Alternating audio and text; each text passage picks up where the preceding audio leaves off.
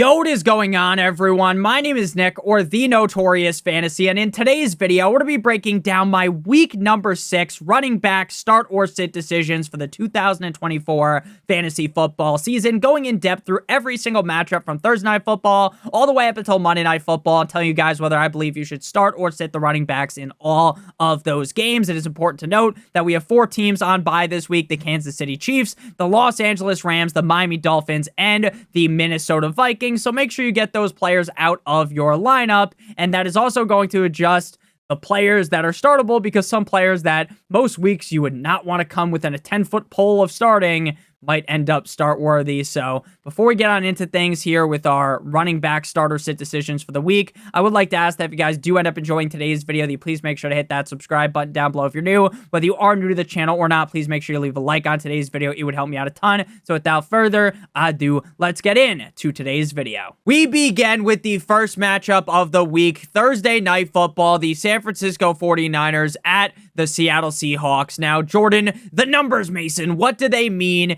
Ended up having a disaster class showing up against the Arizona Cardinals last week, falling well outside of the top 24 at the running back position, despite everyone and myself getting down on their knees and giving him the gawk gawk 9,000 special prior to that spot up against the Cardinals.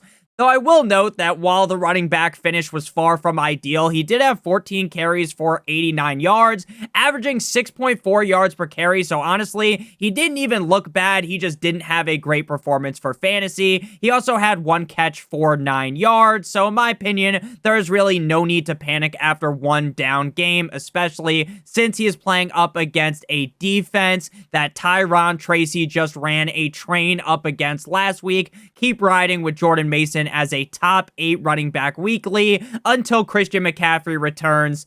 And honestly, until it's kind of like a if Christian McCaffrey ends up coming back at this point, because it's starting to feel like Christian McCaffrey will never come back. He went to go get milk and he just will not return. Isaac Guerendo is the backup for Mr. Jordan Mason. He's good for about 1 to 5 touches a week, and most weeks he sees like 1 touch, not 5, so there's really no reason to even roster him. For the Seattle Seahawks, Kenneth Walker had a mid-showing last week based upon our sky-high expectations that we put on him. Shout out to Will Stronghold. If you've never seen the Sky High movie, maybe it's just from when I was a kid. I am 25 years old, so if you're around my age range, maybe you've seen that movie. Now, if you're older than me and you go back and watch this movie and you've never seen it before, probably trash, but honestly, I love that movie growing up, and I watched it a couple of weeks ago,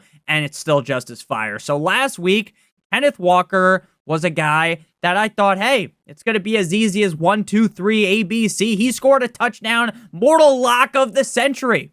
He didn't find the end zone. The 49ers defense is not as good up against the run, so I do expect Walker to bounce back as a top 12 running back at minimum. Prior to last week, he was scoring touchdowns at will, so I'm not going to panic at all. Just like with Jordan Mason, Kenneth Walker is a locked and loaded top 12 running back. Zach Charbonnet has received 5 targets in back-to-back games, but with limited production and just 2 carries in both of those games, with Kenneth Walker back, there is zero reason to play Zach Charbonnet, so he remains on the bench. Now we move to London, back to London yet again. If you didn't love waking up at 9:30 a.m. or 6:30 a.m. if you live on the West Coast, then you're gonna love this game. The Jacksonville Jaguars at the Chicago Bears. Now, when it comes to the Bears running back room, we have seen back-to-back weeks where DeAndre Swift was a top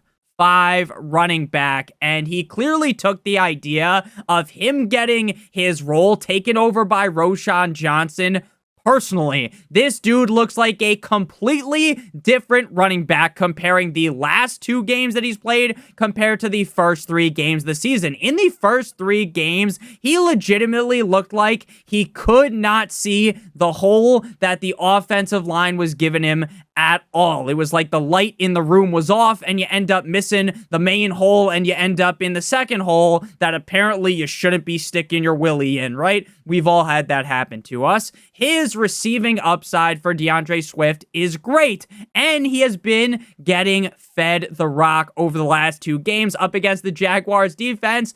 I believe that DeAndre Swift should finish as a top 12 running back yet again. I will wave the white flag. I was wrong for the last 2 weeks. I was very right for the first 3 weeks of the season, but it appears DeAndre Swift might end up being a great pick, even though I kind of shat on his chest Cleveland Steamer style all summer long and told you guys not to draft him, but I'll acknowledge when I was wrong. Roschon Johnson found the end zone twice last week and has found the end zone 3 total times in the span of the last 2 games. He is the clear goal line back on the team, and if you are starting to get Eagles flashbacks for DeAndre Swift where he gets you all the way to the 1-yard line, and then Jalen Hurts gets the tush push into the end zone, I wouldn't judge you because that's what it feels like here in Chicago, except for instead of Jalen Hurts, it's big boy Roschon Johnson getting into the end zone, and it's definitely going to annoy DeAndre Swift owners, but unless your running back core is down astronomical, you cannot start a guy who is going to get like 20 to 30 yards a game, and you need to pray to the football gods that he scores for him to be even halfway useful.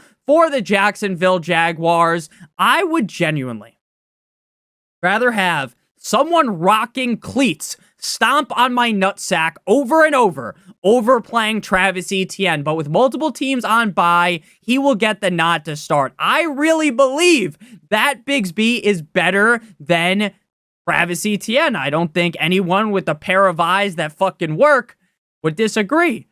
But everything is pointing towards Etienne still being the guy.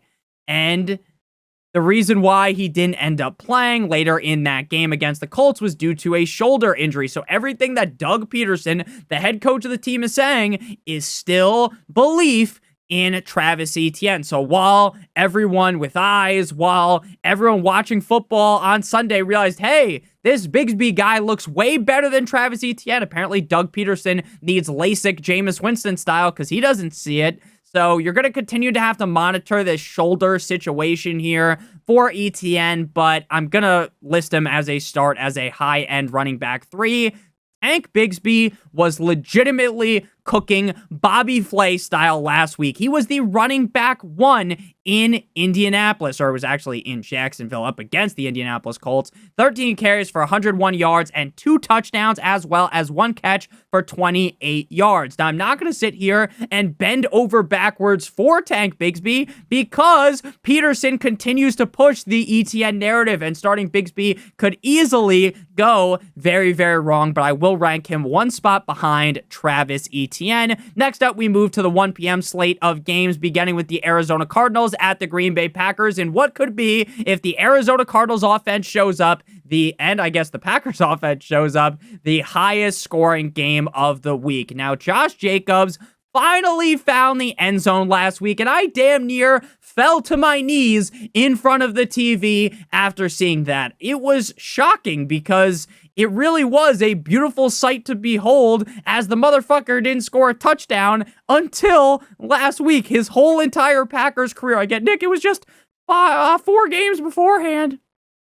But still, it seemed like he was just allergic to the end zone, but he finally got in, and it was beautiful. Now, while Emmanuel Wilson's usage at points is frustrating, I still do believe that we should be rocking with Josh Jacobs in that low-end running back 1 to high-end running back 2 range. I also don't believe the Cardinals are amazing defensively up against the run, even if the stats might tell you that. So I'm not worried about the stats here. We're going to crumple them up like that one game, if you ever played that game back in the day on like the iPhone where there'd be like a fan and it's knocking your piece of paper in the opposite direction, you're trying to throw it into the garbage can. That is what we're going to do. We're going to ball the paper up, throw it in the garbage. Don't worry about the stats. Stats are for fucking nerds. Josh Jacobs is going to smash up against the Cardinals.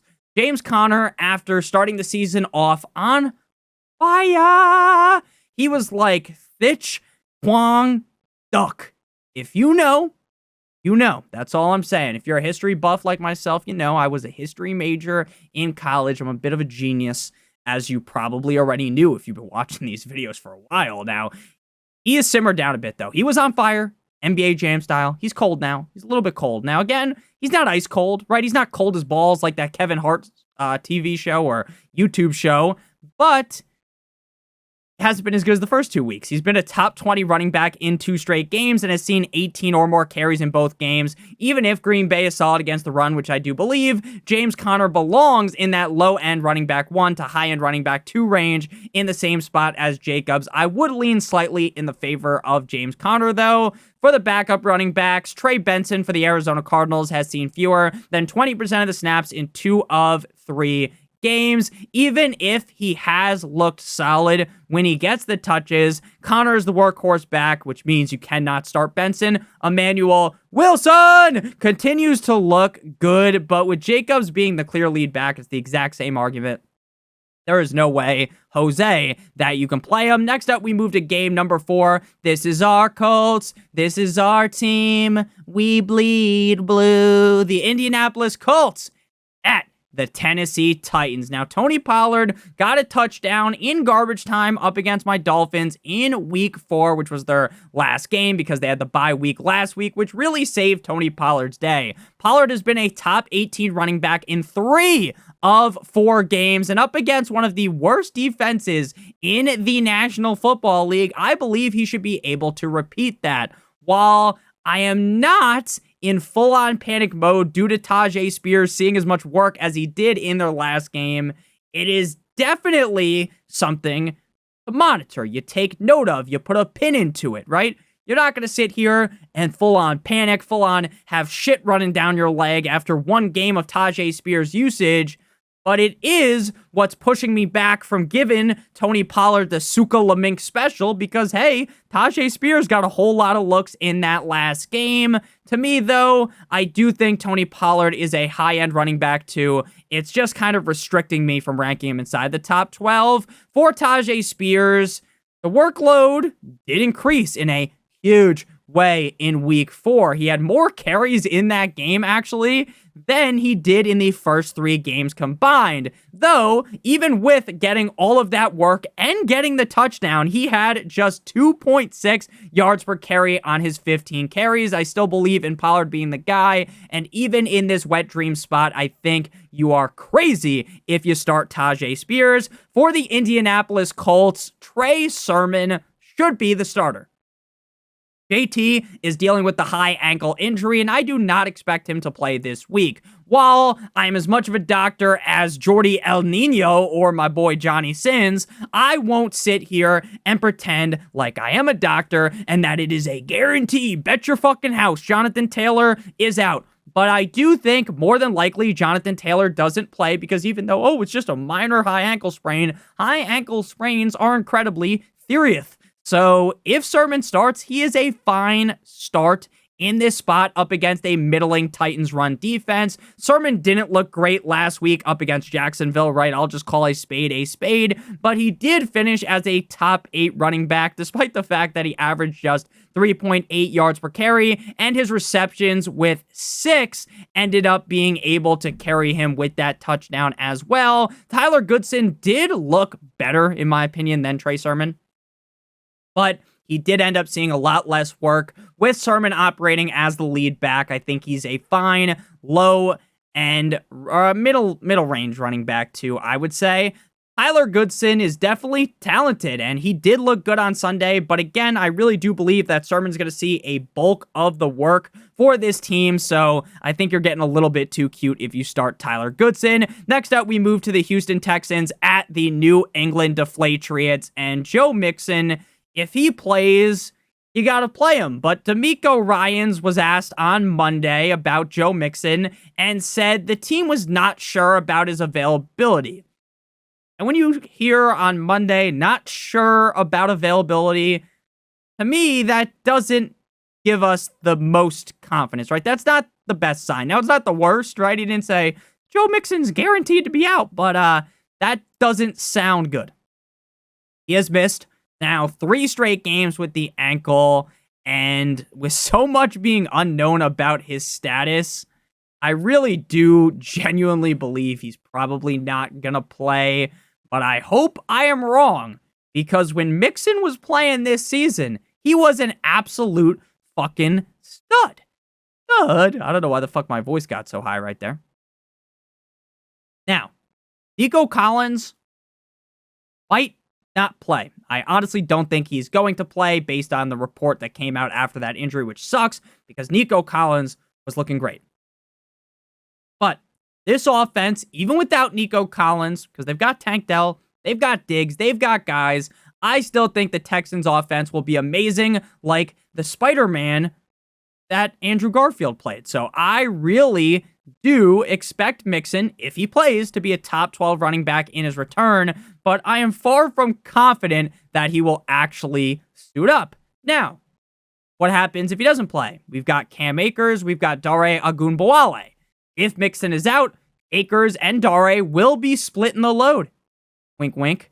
As the 1A and 1B in this offense. Dare has been a top 20 running back in back-to-back showings. In week 4 up against Jacksonville, it was due to some big receptions and a touchdown. Last week, he saw 15 carries and 6 receptions for 57 yards. But to me, unless you're really down bad at running back, this backfield feels like too much of a guessing game to want to start any of them outside of Mixon. For Ramondre Stevenson, I said this last week, and I feel vindicated. I feel like a fucking genius because I saw right through the fugaziness of what was occurring in New England. Last week, I said this was another Roschon Johnson situation where head coach Gerard Mayo comes out and goes, oh, Gibson is going to be the guy. Gibson doesn't fumble like Ramondre Stevenson. Let me give him the Hawk-to special, right? And Stevenson's not the guy anymore, guys. Fucking panic mode. Don't start Stevenson, right? And people in the comment section, I can't start Ramondre Stevenson. I'm fucking scared, Nick. I can't do it. And then, what happened?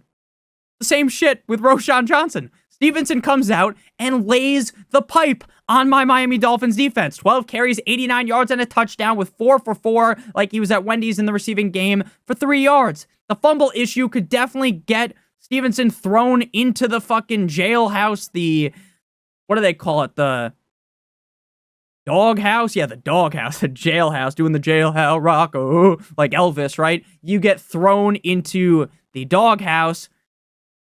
But to be honest with you, we should be operating with our thought process that Stevenson's a top 14, 18 running back. And if they really end up starting Drizzy Drake May or Draco Drake May, because I guess Drizzy Drake is Drizzy Drake London, but you get the point.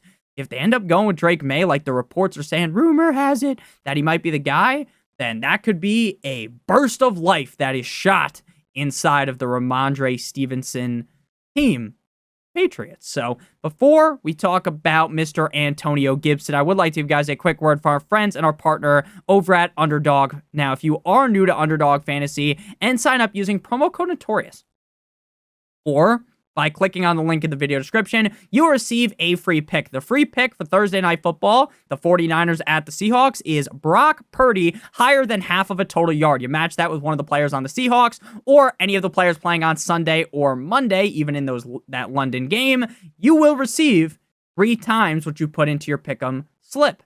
Now, if you end up going with multiple picks, you're like, you know what? I like a player on the Steelers. I like someone obviously, I like the Brock Purdy pick. I also like someone in the Falcons game. And if you do multiple picks, then the payout will be higher. So make sure you guys sign up with promo code Notorious to claim your free pick, plus a first-time deposit offer of up to $1,000 in bonus cash. Make sure you guys check out Underdog. Link in the video description. Again, promo code Notorious to get your free pick. Brock Purdy higher than half of a yard, plus a first-time deposit offer of up to $1,000 in bonus cash. So back on into this game, the Texans versus the Patriots.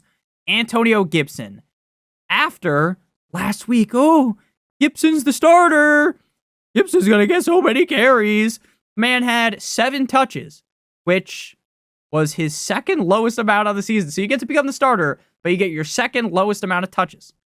Make that make sense. If you guys have seen those clips on TikTok, make this make sense. I wish I could do the accent that those guys do. But Stevenson, being clearly the guy, getting a majority of the work, you can't be starting Gibson, even if Gibson looks more explosive than Jason Pierre-Paul's. Fire. Work. Next up, we move on into the Tampa Bay Buccaneers at the New Orleans Saints, and Alvin Kamara had the worst game of his season as the running back. 22, up against the Chiefs and Tay Swizzle in Kansas City on Monday Night Football. He had his lowest amount of carries with 11, just 26 yards, 6 receptions on 8 targets for 40 yards was kind of his saving grace. Now, normally, you just brush it off. You shake it off, right? You say, yeah, you know what? Against the Chiefs, defense is great. Defense is rock hard Viagra style. Don't you worry, child. Everything's going to be okay. And normally that's the case. But Derek Carr got whacked. He suffered the oblique injury, and allegedly, based upon what they're saying on the Monday Night Football report, things aren't looking too good for Mr. Carr. Saying it's not good. And that has me worried about Kamara. Jake Haener? He's not good. Spencer Rattler discount Pat Mahomes may not be any better. This offense should focus on giving Kamara a bunch of looks. But if the Buccaneers offense comes out the gate, drops their nuts in the Saints defense's mouth, and they're behind, then the game script is going to be negative for Kamara. As the week goes on, I will be more confident or less confident in Kamara. I'll be able to give you guys an actual ranking of him because right now I am pretty hesitant to rank him inside of the top 10 or 12, which is basically a no-brainer if Derek Carr was to suit up. For Jamal Williams, in normal game scripts, he sees about 2 to 3 carries a game, and unless they're magically winning this game by a gazillion, he is not involved very much at all. You would have to be insane to play Jamal Williams, because if Taysom Hill returns, he is more of the running back too than Jamal Williams is for the Tampa Bay Buccaneers. Now, both of these running backs here are interesting. Saints defense just got hit with the sweet chin music by Kareem Hunt, which could mean the Buccaneers going to have great success up against that defense. But this backfield is very confusing, right? You remember the first time you went down on a woman and you couldn't find out where the clitoris was? That's the scenario with the Bucs. Who the fuck are you supposed to start? Rashad with 2 A's White. He's the leader in snaps. But Bucky is going to play about 40% or so of the snaps. Rashad was only efficient last week, which was really surprising, right? Rashad White is anti-efficient, 7.2 yards per carry on 10 carries. So if you had to start one of them, it would be Rashad White. But I'm just going to stay away from this scenario. Bucky Irving, he's the better of the two running backs. Like, let's call a spade. He's better. But he also fumbled last week, and that could end up with, hey, now we got to go back to Rashad White. So I really just don't want to play either of these guys. I'm just going to avoid this backfield like the Black Plague up against the Saints. Next up, we move to the Cleveland Browns, going up against the Philadelphia Eagles in Philadelphia. If you guys have enjoyed this video thus far, make sure you guys hit that subscribe button down below, as well as leaving a like on today's video if you are new to the channel or not. You technically don't have to be new. Hit the subscribe button, but this is your first time watching, and you've been watching me talk about football, you got a nice Sky High reference early on. You guys hit that subscribe button like it owes you some money. So, Saquon Barkley, you start him. Shocker, right? Outside of week 4 in Tampa, where the Eagles got bent over a table, Saquon has looked like the best running back in the National Football League. Here, up against the Cleveland Browns, that honestly don't look like they have a single fuck in their body. They don't care at all. They're not even trying to win. Like, it literally feels like that. Like, the whole team has given up, and it's only week 6. I expect a top 3 showing out of Saquon, who has averaged over 8 yards a carry in back-to-back games. There's no reason to waste your time here talking about Kenneth Gainwell stats. Oh, look at his efficiency metrics, all this, that, and the other thing. You're not starting any Eagles running back not named Saquon Barkley. For Jerome Ford, F-150. I love Jerome Ford. I will sing a nice ballad for Jerome Ford. He is a great, underrated running back. But I'm not doing it. I'm just not playing him. Why? Because the Cleveland Browns literally suck so bad. When Chubb returns, I believe the team will be using the just the tip approach, and ease him in. So if Chubb plays, that could affect Jerome Ford, but I don't think it will instantly. But even if Chubb plays or not, I have no confidence in Ford. This offense makes me want to gouge my eyes out. Deshaun Watson is a complete and utter unmitigated disaster. And there is nothing that I can say that is positive about Deshaun Watson. They don't get any scoring opportunities offensively, so you need to hinge on receptions because he's not getting that goal line work because they don't get to the fucking goal line. Even against the Eagles defense that is far from amazing, you can't start a running back on a team that can't move the ball. Donta Foreman averaged more than 3 a carry for the first time in the season, so a nice round of applause for him. That's cool and all, but we're not starting any running backs on the Browns, so who cares? Next up, we move to the left hands up. Who are we? The Commanders at the Baltimore Ravens, the start of the 4 p.m. slate. For the Baltimore Ravens, Derrick Henry.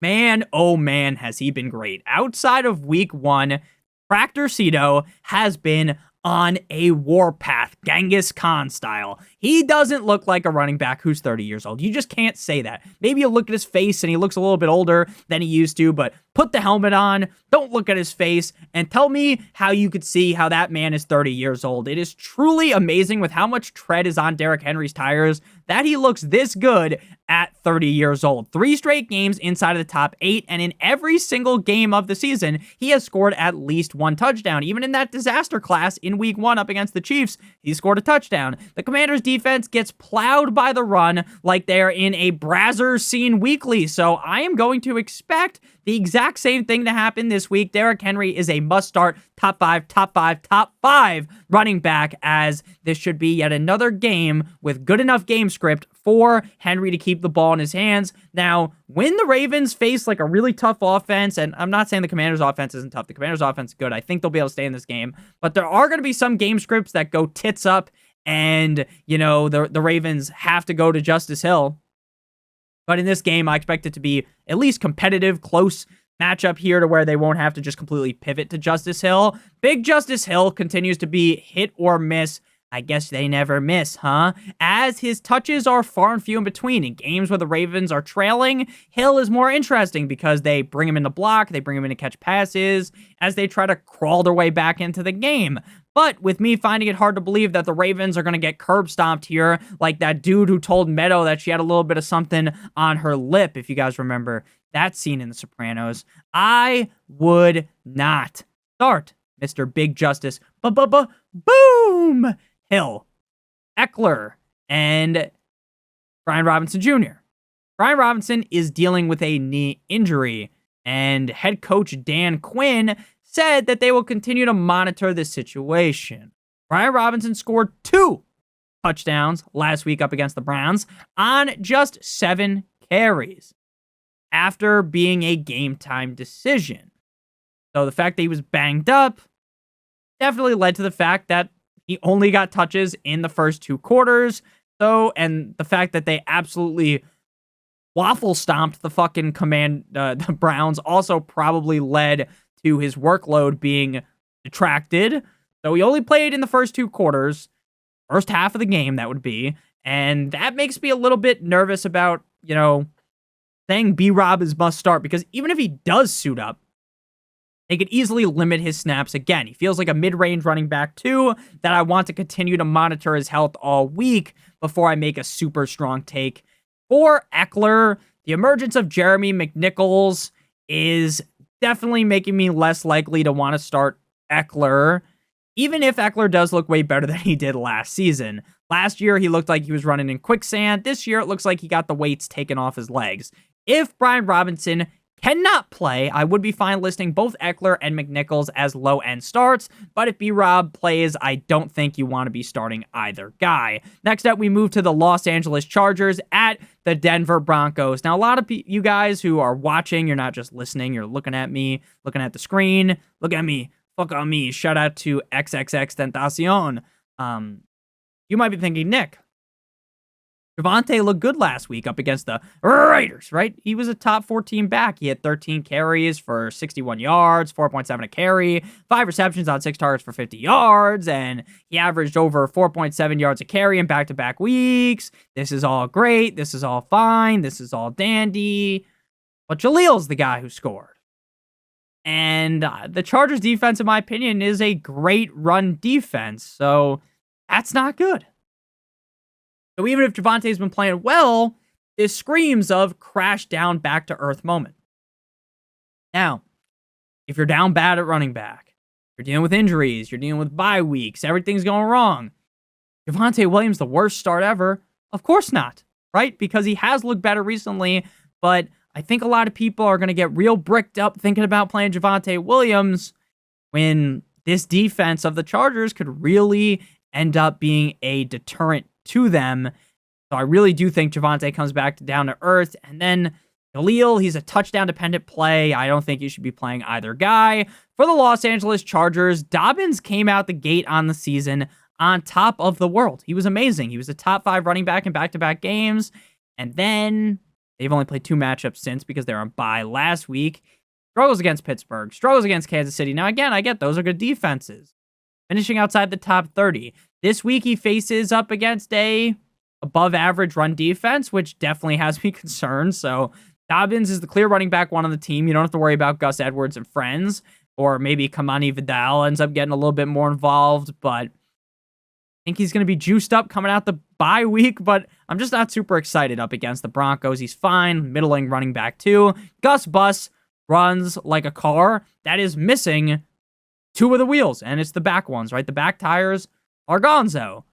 The guy doesn't look good, and J.K. Dobbins is very clearly the guy. Kamani Vidal might play, which could end up leading to Gus Edwards getting his workload taken away even further, so there's really no need to play him. Next up, we move to Najee Harris and the Pittsburgh Steelers going up against the Las Vegas Raiders. Now, Najee Harris is good for like 10 to 14 points a week. That's really it, right? If he magically, if fucking pigs fly and he finds the end zone, then you're going to be happy. But he hasn't done that all season, and with Justin Fields there, it's just not very likely. He would be a top 12 running back, though, if that happened. The Raiders' defense is below average against the run, and with so many injuries to the Steelers' running backs, Harris is the clear guy. Like, he's going to be fine, but I'm not going to sit here and fucking pretend like Najee is some must-start running back. And then Aaron Shamplin should be the backup unless Cordero plays or Jalen Warren. Whole lot of injuries in Pittsburgh. Not playing a guy named Aaron Shamplin, though. Next up, we got the Raiders guys. Zamir White missed last week up against Denver with the groin injury, which gave Madison the clear start. Even if Zamir is back this week, I still believe Madison is the guy.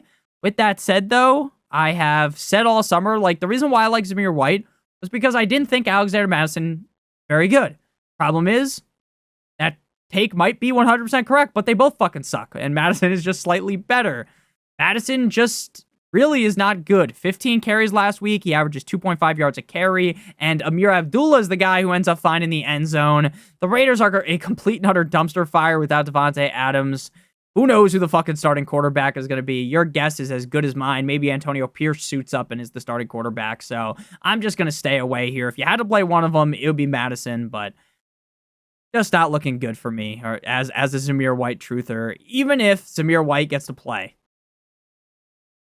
Some of you might have to start him, but I would generally rather fucking go toe-to-toe up against the gladiator Maximus in the Coliseum over playing Zamir White. The guy is downright atrocious. Next up, we got game number 11 here, the penultimate game before the Sunday Night Football and the Monday Night Football games. Is that even the correct language? It's like 4 a.m. as I'm recording this, so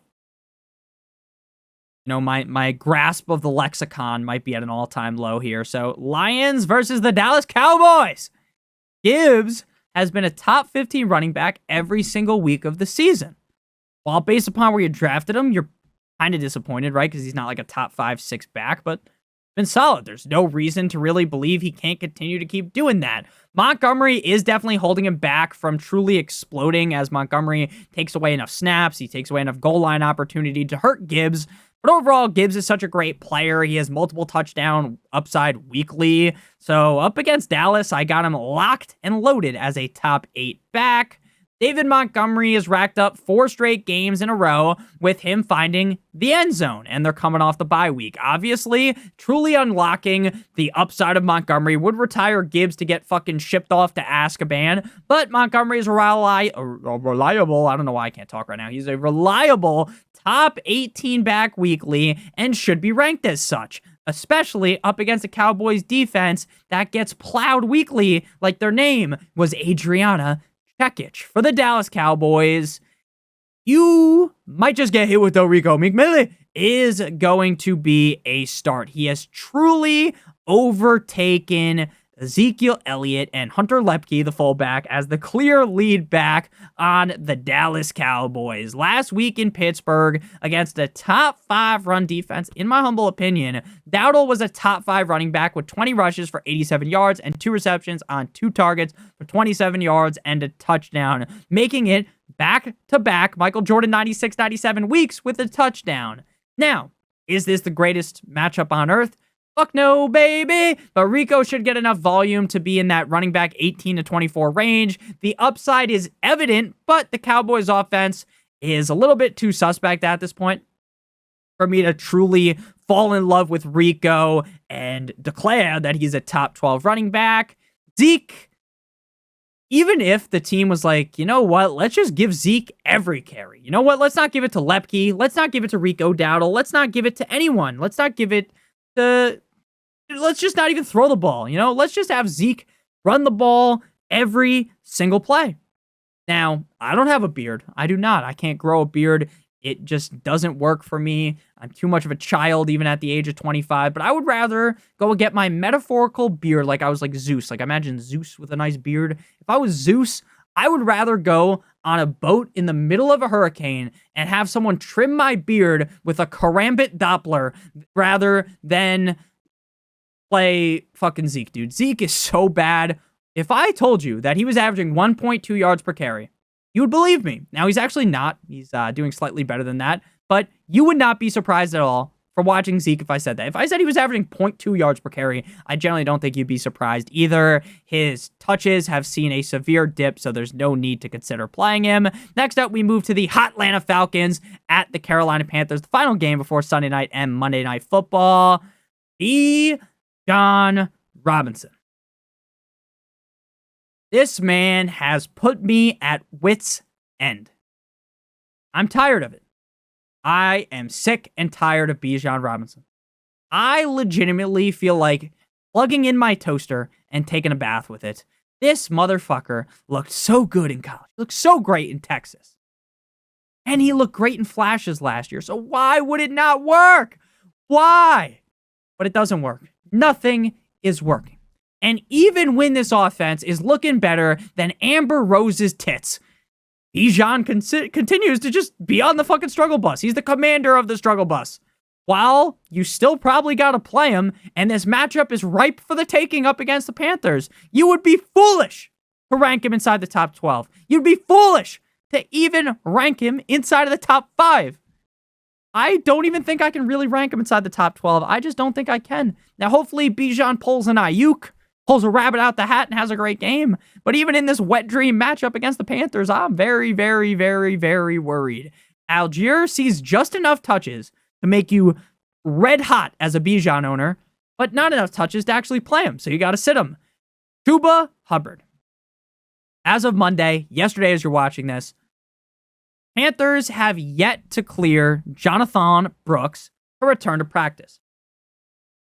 Once he is back, it will be a situation that becomes very, very cloudy, but not instantly, right? Instantly, they're going to ease him back. We talked about with Chubb. You're not going to clear Jonathan Brooks and be like, you know what? Let's give him 30 carries. No. You give him a couple of carries, and Chuba's look good. Just keep rocking with Chuba, right? Eventually, knock, knock, Brooks might come knocking and break open the door FBI style and have a great end to the season. But as of right now, I don't really see, if Brooks was to magically play this week, him like knocking Hubbard down so many pegs to where he's unstartable. I don't think Brooks will end up playing. Maybe he does, but again, I don't think he will. So Chuba is basically a lock to be a high-end running back too. And in a spot up against the Falcons defense that is bottom of the barrel against the run, I'm going to rank him inside of the top 12 at the running back position. Even with the Panthers getting their back blown out by the Chicago Bears and Caleb Williams last week, Chuba was a top 12 back, and he has been a top 12 back ever since Dalton has shown up there 3 straight games. Continue to believe in Schubert. Free bird, yeah. Continue to believe in fucking Chuba Hubbard. Now, Sanders looked good this season. He looks way better than he did last season, but he's just a couple of touches a week guy. And with Chuba clearly being the guy, you just don't want to start Sanders. Next up, we move to, because you waited all day for Sunday night, the Cincinnati Bengals at the New England Patriots. Nothing like a Bengals team that's dead in the water up against Danny Dimes for a beautiful Sunday Night Football matchup. I mean, this is the shit we've been waiting all summer for, baby. And the fact that it's already week 6 just goes to show you how you need to appreciate the games while they're on. Because felt like just 5 seconds ago was week 1, and now we're already in week 6. And, it's almost halfway through the season, and I don't want to make you guys tear up because I'm a football guy. I love football. I wouldn't be sitting here making a video at 4 in the fucking morning about football if I didn't love it, but man, sucks. It sucks that I know it's only week 6, you gotta still be happy, but it's crazy how quick the time goes. Like during the summer, I'm not much of a summer guy. I'm a fall guy. I'm as pale as Casper the Ghost. If I go outside, I burn. I do go outside, of course. I'm not just sitting here all day, but you get what I mean. I love the fall. I love football. And it just feels like the fall always goes so quick. And like when you're waiting in August for football to start, it feels like the days are dragging on. So drag on like the fucking Pokemon. But let's get into this. We don't need to sit here. It's already 40 minutes in. Nick, your videos are too long, you fucking asshole. Why do you make the video so long? I have kids to tend to. All right. Real talk here. Wings Redemption style. I got to lock in here. So Chase Brown may have surpassed Zach Moss in terms of touches, but still don't think I can crown Chase Brown because Moss played 67% of the snaps last week and Chase Brown played 33. Now, if Zach Moss misses time with the ankle injury, then we should sit here and really sing the praises of Chase Brown. Back-to-back top 12 showings, and he's in a fine spot here up against the Giants. He is far from a top 12 running back to rank, in my opinion, but he is a fine middle-of-the-road running back, too. Assuming Moss plays. If Moss doesn't play, then we'd knock him up a peg. And normally you say knock him down a peg, just boost him up a little bit. Zach Moss, the most recent report is that he is believed to be okay with the ankle injury, and it appears to mostly be a scare. It happened in the game. Oh, no. But he's going to be okay, allegedly. If he plays, I still believe he's startable, and he could easily out-touch and out-snap Chase Brown. But right now, I would rank Chase Brown over him. For the G-men, Singletary missed last week with a groin injury, and he only practiced 1 time at the end of the week in limited fashion. If he is good to go, you can start him because the Bengals defense is invisible. Tracy, though, Tyron Tracy, looked good. And I said that all summer. I said if something happens to Singletary, Tracy is better than Singletary, and he could steal his job. Now, will that happen after just 1 game? I'm not too sure.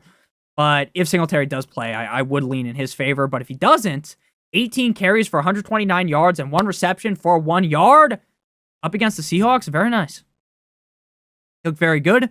And again, the Bengals defense without Singletary, I may get overzealous and rank him inside of the top 24, but as of right now, he is just a high-end running back 3 for me. Eric Gray averaged 1 yard a carry last week, but I'll give him some credit here. He did catch the ball with great efficiency, 3 receptions for 50 yards. As of right now, even if Singletary missed, you would not want to be playing Eric Gray. Final game here, Monday Night Football, the Buffalo Bills at the New York Jumbo Jets. Now, Breece Hall has me feeling some type of way, just like Bijan Robinson. Now, for Bijan, it has been a whole season of us getting reamed by Bijan. Breece, it hasn't been as bad, but as I say that, he's had back-to-back weeks outside of the top 35, and it has me wondering why I even play fantasy at all.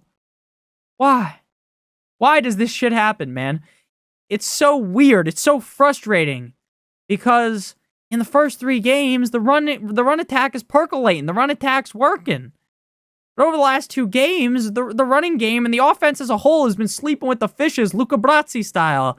Facing the Bills' defense reeks of a bounce back. This is a great spot for Mr. Breece Hall. But with Rodgers not looking right, maybe that's because he's 8,000 years old, but I got Breece Hall as a top 8 to 12 back. But I'm going to be honest with you, my confidence level is dwindling. Braylon Allen, when the offense figures themselves out in positive matchups, I think Allen is start worthy due to the team loving to use him on the goal line. But right now, when they don't look good at all, you should not be starting him for the Buffalo Bills, despite the Bills getting swanton bombed by the Texans and CJ Stroud last week in Houston.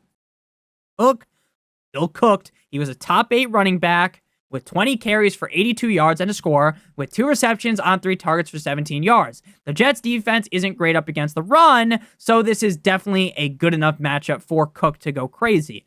Now, it is important to note that Josh Allen did suffer an injury in that game. Now, there's reports that it's his back, his ankle, all types of things. They're saying it's not a concussion. To me, it looked like a concussion. Again, it's incredibly weird how the NFL works. Now, I don't think Tua should be playing right now, especially in that game where he got the concussion. He should not have came back in. But it's interesting to see when guys get hurt and certain teams are penalized. Certain teams are, hey, get this guy out of here. But if you're Josh Allen, if you're Patrick Mahomes, if you're these certain quarterbacks, if you get rocked, if your head smashes against the ground, I'm not making fun of the injury. I don't make fun of any injury. Josh Allen got fucking rocked, okay? Hit his head. He looked like he got KO'd. Gets back up. Goes to the bench. He's out for a play. Kissing Titty Trubisky's in there. He does some smelling salts. And then he's going to finish the game. Why? I think we're looking for player safety in the NFL.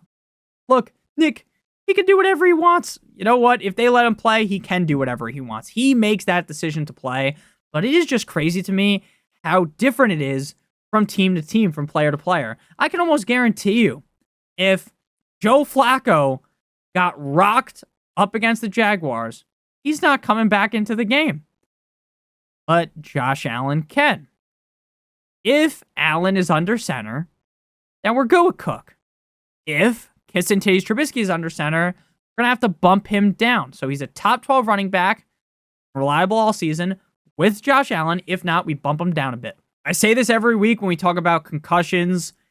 They are the most confusing injuries to break down. Again, assuming he had a concussion. I think he did. Again, I'm not a doctor. Doctors on Twitter were saying that. A lot of people are saying Josh Allen was very concussed. I wish I could do his impression like fucking Shane Gillis, because then I would just do it all the time because it's funny. But what I was going to say is the concussions are very tough. Some guys, you could be back 4 or 5 days, right? Other guys, multiple weeks, maybe the season, right? It's very, very different for each guy. Your guess is as good as mine if Josh Allen plays. I think he probably will end up playing, which will lead to James Cook being a top 12 back. Ray Davis and Ty Johnson are basically like the 2A and 2B in this offense. With how much work Cook gets, neither guy's really fantasy relevant enough, but they flip-flop too much weekly to even know, like, oh, I have to start one of these Bills guys. Like, I guess I'd lean Ty Johnson, but it wouldn't surprise me if Ray Davis was the one that had the big games. Thank you guys all so much for watching. If you did end up enjoying today's video, make sure you guys do hit that subscribe button down below. Like it owes you some money. I would appreciate it a ton. Make sure you guys do leave a like on today's video as well. It would help me out a ton. If you want to follow me on Twitter or X, please do so at NotoriousFNTSY. If you like access to my weekly rankings, as well as getting a question answered, any question you got, tits or ass, Josh Allen versus Geno Smith, whatever you got, ask it on the Patreon for $7.50. You always get an answer on there. You can also ask in the comment section. I try to answer as many comments as possible. Spoiler alert, there's going to be a lot of comments, though, on these videos, so I do try to help you guys all out a ton. Make sure you guys do check out Underdog as well. Claim your free pick with promo code Notorious. Brock Purdy higher than half a total yard, plus a first-time deposit offer of up to $1,000 in bonus cash. We'll be back later today with the wide receiver version of today's video. Be back tomorrow with quarterback and tight end versions. I love you guys all so much. Hope you have a great one. As always, good boy.